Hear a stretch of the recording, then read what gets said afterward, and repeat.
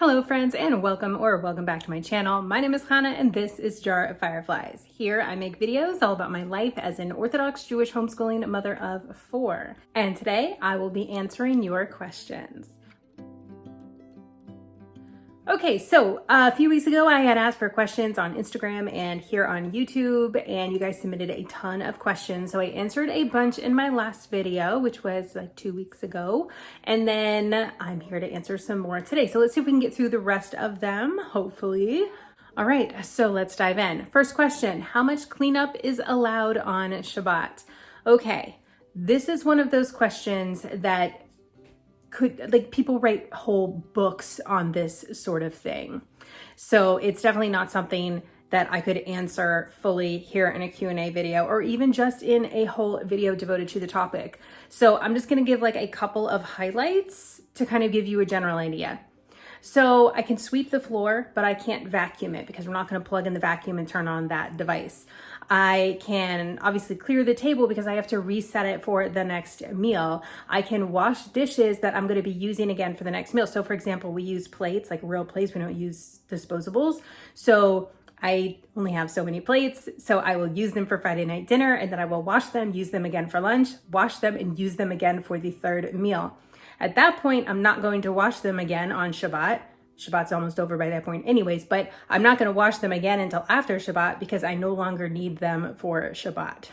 That makes sense. Oh, and I am not washing them in the dishwasher. I am washing them by hand, and I'm not using hot water because we're not starting any fires. So I hope that gives you kind of a general idea of kind of cleanup on Shabbat. I also wouldn't go around doing any sorts of chores like putting away laundry or washing the windows or anything like that on Shabbat. That would not be a thing. Okay, again, super nutshell version. There are whole books devoted to this topic. Okay, next question. In the winter when the days are shorter, do you use candles where you can't turn on a light? No, so we don't use candles like to provide light in our home. We just leave lights on the whole time. So basically we're just turning lights on and leaving them on, turning lights off and leaving them off. And that's what we do for Shabbat. Okay, next question. I know that prayers are read from right to left, but when you say your prayers in the morning, how do you know or how do you choose which part of the book you're going to read from? That's a great question. Let me grab a prayer book. Okay, this is my Siddur. This is my prayer book. And basically, I know that I just need to open, like I literally have pages tabbed. So I can open to a section, and mine has English and Hebrew, which is super handy. So mine has the English up there and it has exactly what the section is that I'm reading. And so I know that I need to say the morning blessings in the morning. So I just open up to that page and I say them. And then I've just marked other things that I say as well. And that's how I know. If my book was entirely in Hebrew, then I could find those words in Hebrew because I could read well enough and I know in general, sort of like generally enough where in the prayer book in the Siddur that those will be, and I could find them and say them that way. But whenever I'm traveling, whenever I'm not going to be home, I always make sure that I have my personal book with me because it's just so much easier for me. There are set prayers that we say in the morning. So yeah, I can also pray on my own and just say my own words, but the saying the set words are very important. Okay, how does Mr. Firefly manage to work, keep up with services and his other faith-based obligations and family life in the context of a Jewish schedule? Well, I'll tell you right now, that is not easy. It's a challenge for all of us because we have these obligations for our Jewish life, but we also have obligations for our family, but we also have obligations for work. Like it's a lot. It's definitely a lot to juggle. And so part of the way that we manage is that I handle everything in the home and he handles all of the work stuff. Is there overlap? Obviously, yes. But in general, he's handling the earning of the money and I'm handling the spending of the money. Ha. No, just kidding. I'm handling like all of the home stuff, the kids. So he's able to go out and work and things like that, knowing that his kids are totally fine, that I'm totally fine, that everything is totally good. And he doesn't have to worry about anything. And so he can just go out and focus on work. And that way, when he's home, he can be really fully present with us here at home. Then we just know that he's going to be going to services in the morning and at night. And that is just part of our lives. It's just all my kids have ever known. It's what I know as a married woman. It's what I signed up for. So it's just what we do. And it doesn't give us as much time as someone without these obligations would have. But I mean, there are people who don't have these obligations who work way more than my husband does, or who travel a lot more, or whatever. So like, it's just, I don't know. I guess it's just like our life, you know? But he for sure still has time with us. We really love our Shabbat time in particular because we know we're not getting as much on the weekdays. So our Shabbat is like such a special time for us. We want to be together, and we make sure that it's fun by planning games or read alouds or our meals together, you know, things like that, so that we can really have that family time. And because it's such devoted family time, meaning there's not distractions of running errands or, you know, watching TV or anything like that. Like, it's such devoted family time. It really kind of makes up for anything that we might have lost during the week, quote unquote lost. Okay, next question. What is something you're curious about Catholicism that you didn't know much about before converting to Judaism? So I was Catholic growing up. I was raised very Catholic. I'm definitely not an expert on Catholic theology, but I feel like I've got a pretty good handle on it. So there's nothing really that I'm curious about Catholicism. I do think that it's really fascinating, like the nun life. I think that is really a fascinating thing, especially like the cloistered nuns. So like, maybe you could say I'm curious about that because it's just such an interesting lifestyle to choose. Obviously not one that would ever work for me, but it is very, very interesting. But there's not like a theology thing or anything that I'm particularly curious about. Let's move on to some general questions. Okay, any advice for a new YouTuber who wants to keep her kids off her videos as you do so well? Thank you both for the compliment that I'm doing that well, and thank you for keeping your kids off the internet. I think it's really important.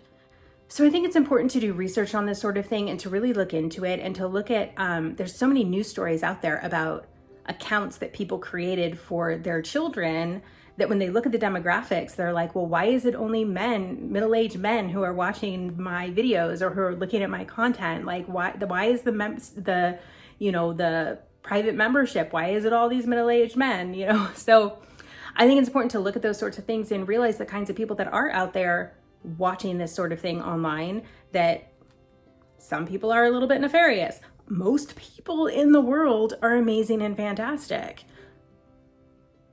but not everybody.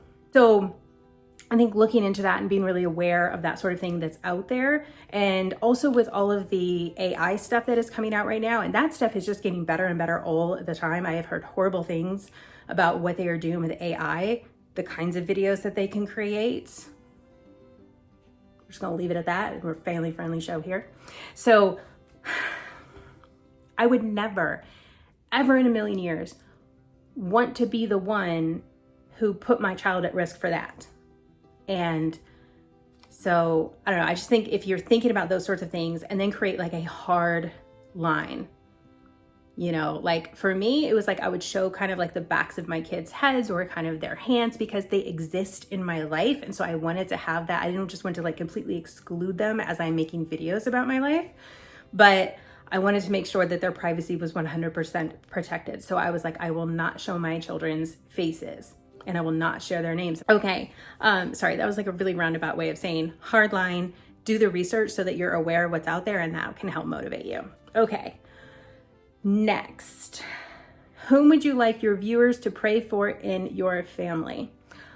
I would love for my viewers to pray for all of the Jewish people, and especially those in Israel. Well, no, everywhere really, because the anti-Semitism outside of Israel is a little bit insane. And then of course the situation in Israel is a little bit insane. So like, yes, just prayers for all of the Jews, which is my family. So yes, please. Thank you for asking. That was really nice. All right, next question. Do you ever wear makeup? Not often. Never say never, because I do wear makeup sometimes. I wore makeup in the video where I went to my niece's wedding. So I did put on makeup for that one. I talked about that I was wearing makeup in that video. And there may have been like another video I did, I think a while back, where I like put makeup on in a video while I was talking. Kind of a little get ready with me, I guess. I don't know. I don't really remember. It was like a long time ago, because I probably wear makeup once a year, maybe twice. It's just really not my thing. I put it on sometimes and I like take it right back off because I just don't like it. This is me. I've always liked to be more like this, just natural, just the way that it is. Okay, next question. What are your go-to modest swimwear stores? So I have not bought a swimsuit in a while. The last swimsuit that I got was from Dainty Jewels. Like, I like it. There's a lot of things about it that I like, but the neckline to me is just like, it's like a little bit too low. And so I don't love that. The one I got before that, I cannot remember where I got it from because it's been like a super duper duper long time. But there are actually a lot of modest swimwear stores out there right now. I know the little Tichel lady sells swimsuits and she is super amazing. I have not bought a swimsuit from her, but I have bought a lot of other stuff from her over the years. I've met her in person. She's really sweet. I'm trying to think of another store that sells swimsuits. I can't think of any other stores that sell swimsuits off the top of my head. So if you guys know of a modest swimsuit place, drop it down below. Let's promote some small businesses and let's help get the word out there and give people some places to shop. Okay, so drop that down in the comments. Okay, next question. Have you always wanted to be a stay-at-home mom, or did you have a career or want a career? Okay, I always wanted to be a mom for sure. Stay-at-home mom, I don't know that that was necessarily what I like wanted growing up, but I always like desperately wanted to be a mom. And so that happened for me a lot later in life. I did not get married until I was in my 30s. Obviously did not start having kids until I was in my 30s. I'm in my 40s right now. So in my 20s, I absolutely had to have a career. I had a couple of careers actually, and it was super fun. And I really enjoyed that experience that I had. I gained a lot of skills. It was just, I worked at great places. I was really, I think, lucky, maybe. Also, I sought out to create a certain kind of environment in my life. And so that's why I was seeking out the kinds of jobs that I did. I think I'm really lucky to have a lot of the coworkers that I did. So anyways, I had great jobs. It was really fun. So like, I really enjoy right now how much time that I have to devote to my family. My family needs a lot out of me. I've got 4 kids. I got Mr. Toddler who is actually napping right now, which is how come I can even film this video, because he's so toddlery and I love it, but he's so toddlery, but does not make it easy to film.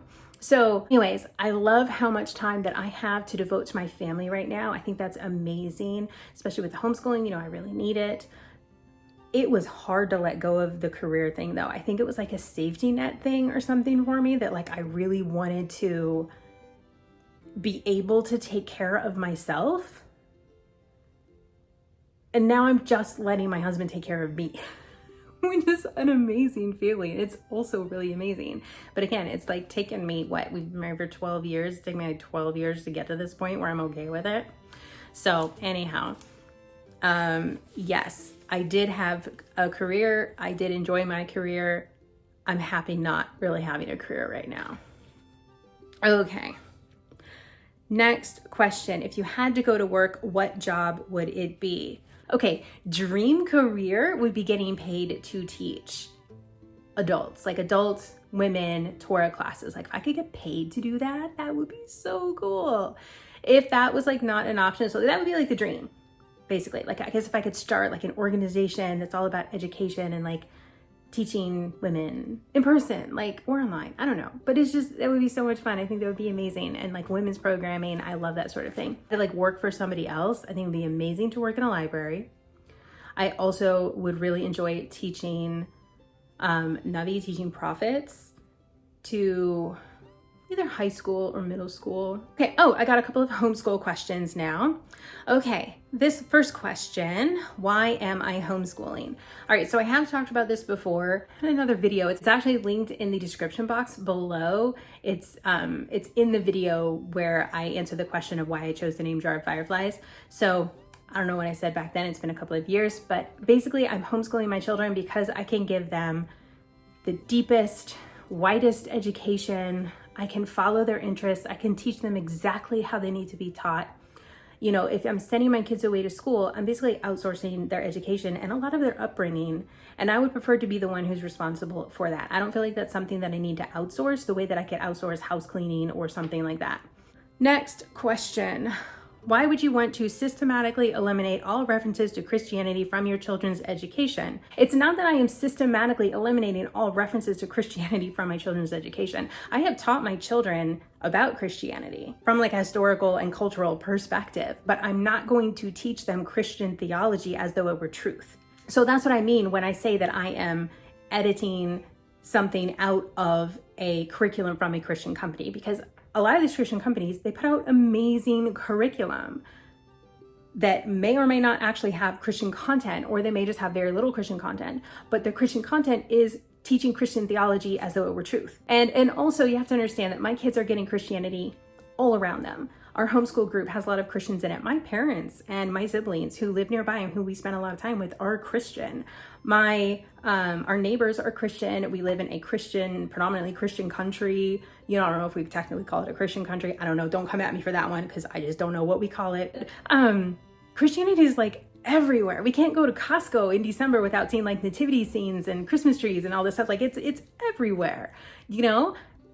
Judaism isn't. So like when it comes to teaching my kids about Christianity, they definitely know about it. They're super aware of it. They know a lot about Christianity, probably a lot more about Christianity than most Christians know about Judaism. But in my home, what I'm teaching them, I will teach them what goes with what we believe. I will not teach them things that go against what we believe. And I think anybody would do that. Okay.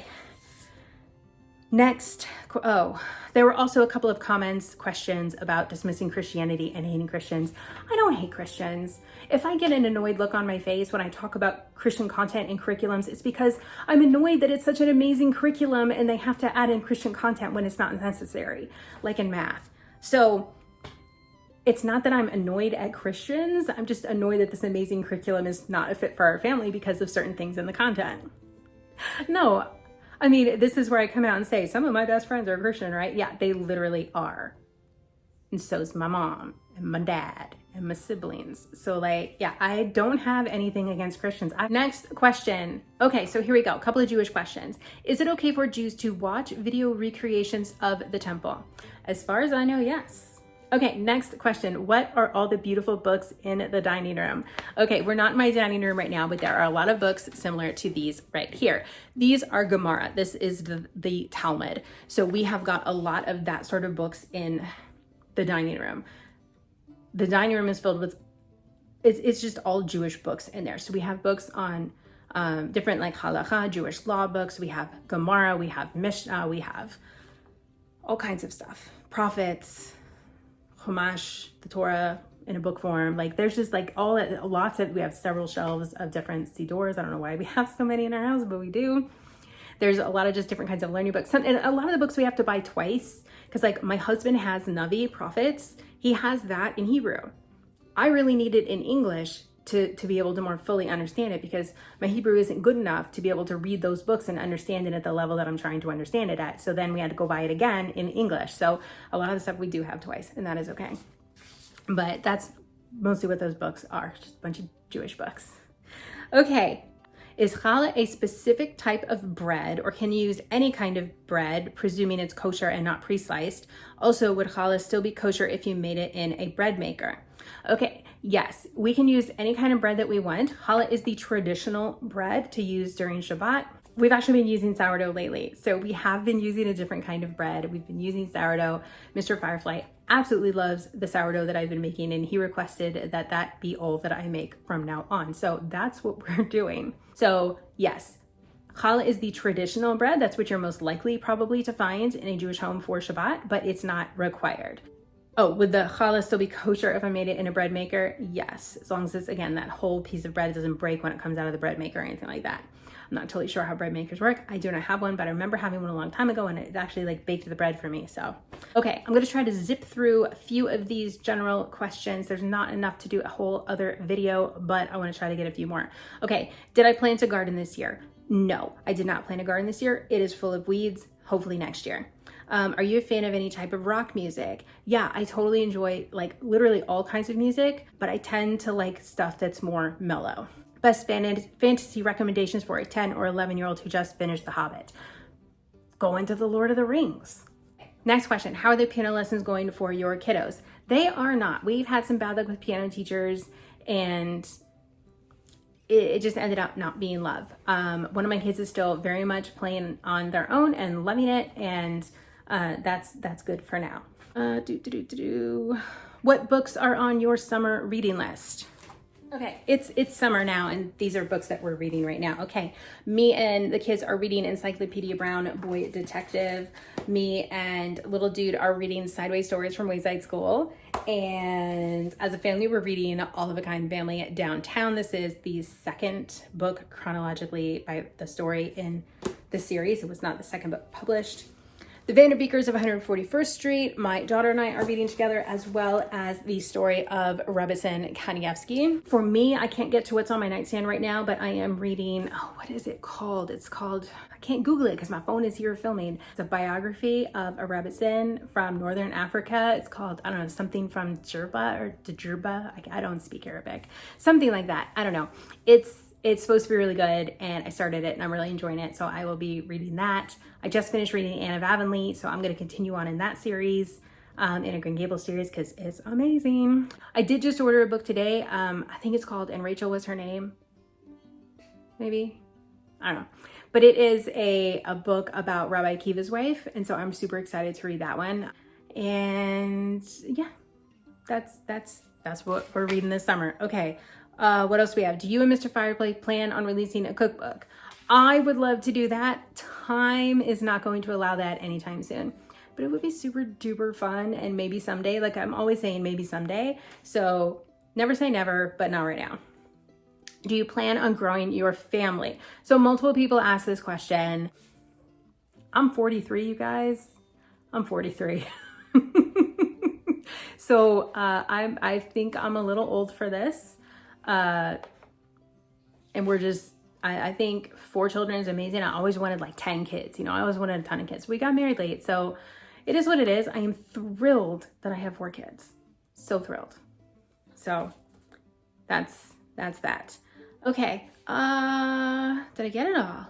How's Mr. Firefly doing? He's doing good. He's doing really good. Okay, last question. Are you working on any arts and craftsy projects right now? No, I am not. And that is sad to me because there is a lot of stuff that I want to do. A lot of stuff. I'm really into illuminated manuscripts, and I would really like to write an illuminated Siddur for myself, an illuminated prayer book for myself. I have started that.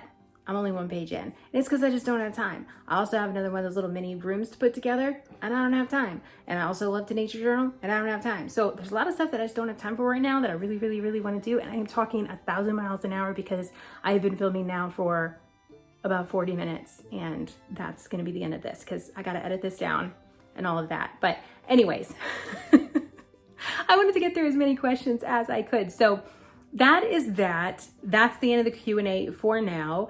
I will work on getting this edited for you guys and up on Monday. So I hope that you guys enjoyed. Feel free to ask follow-up questions down in the comments, and I just love chatting with you guys down there. I'll try to answer any questions that I can. Like this video if you enjoyed, give it a thumbs up, hit that subscribe button so you don't miss any of my future videos.